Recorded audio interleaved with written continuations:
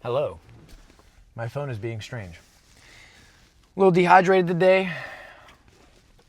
Mouth is dry. My enunciation should be perfect. Getting better at reading. Slower. Punctuation. I'm hitting. Sometimes this is difficult to read and predict where my sentences should be ending and starting. It's getting better though. Genesis 29. Jacob meets Rachel.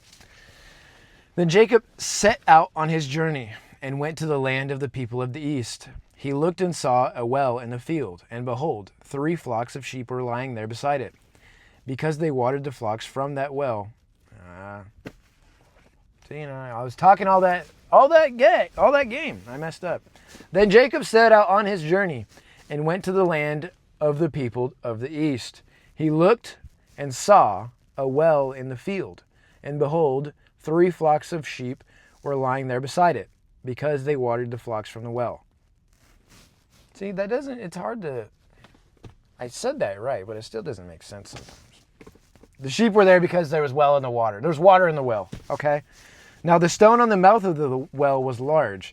When all the flocks were gathered there, they would roll the stone from the mouth of the well and water the sheep.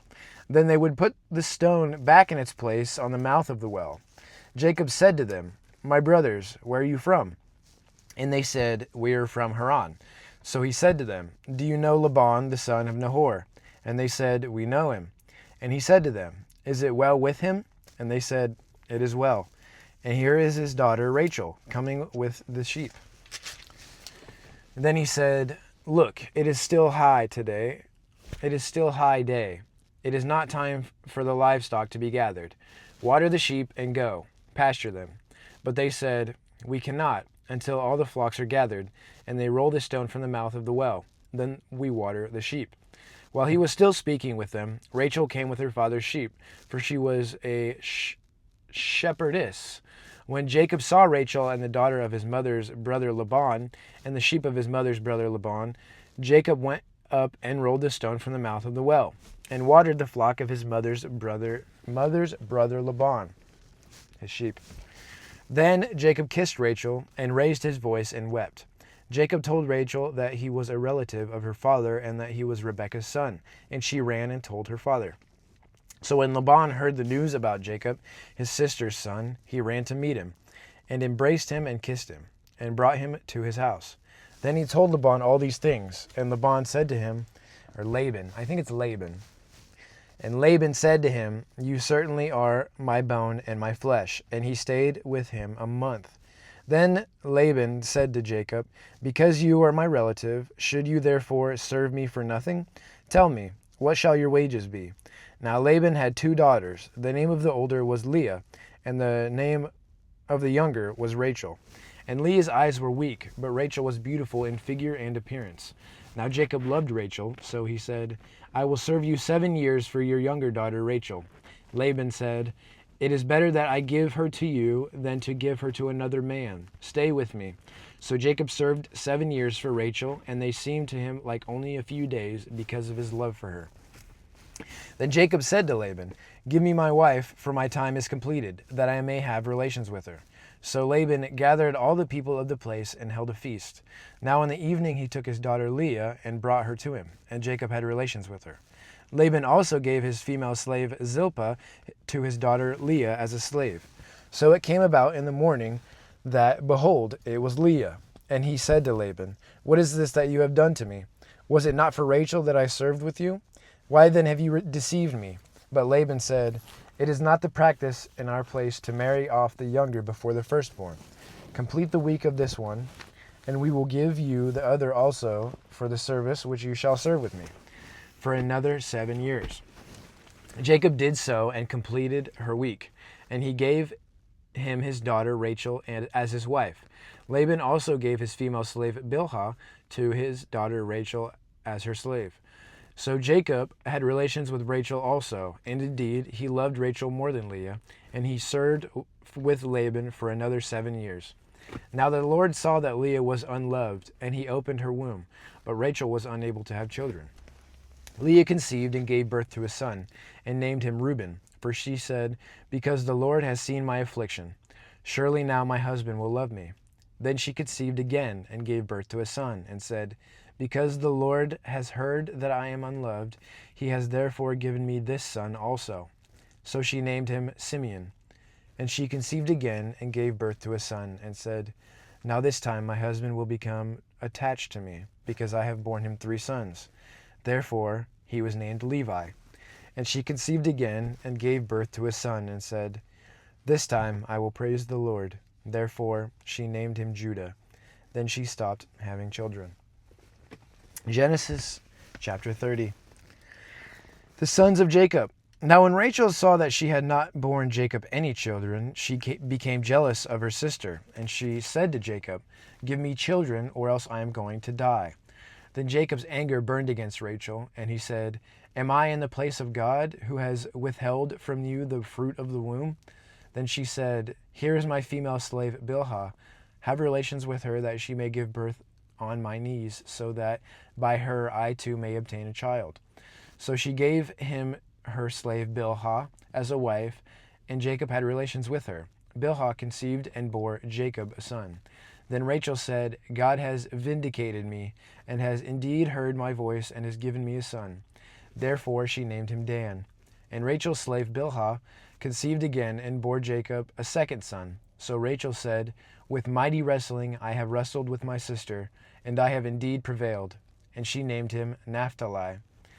When Leah saw that she had stopped having children, she took her slave Zilpah and gave her to Jacob as a wife.